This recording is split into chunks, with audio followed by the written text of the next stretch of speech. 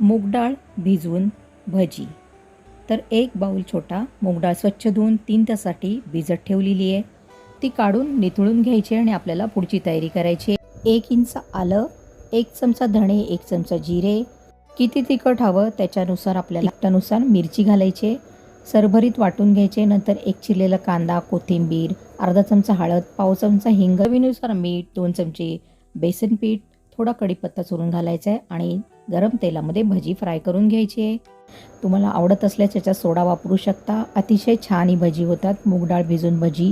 तर याच्यात मी ही भजी आता काढून घेतलेली आहे आणि त्याच तेलामध्ये मी मिरच्यांना चिरा देऊन त्या मिरच्या ह्या तेलामध्ये फ्राय करून घेणार आहे. या मिरच्या अशा ह्या भजीबरोबर खूप छान लागतात. मिरच्या फ्राय झाल्यावर त्याच्यावर चिमूटभर आपल्याला मीठ घालून घ्यायचं आहे आणि सॉसबरोबर मिरच्याबरोबर ही मूग डाळीची भजी सर्व करायची. एकदा नक्की ट्राय करा आणि आवडल्यास चॅनलला सबस्क्राईब करा.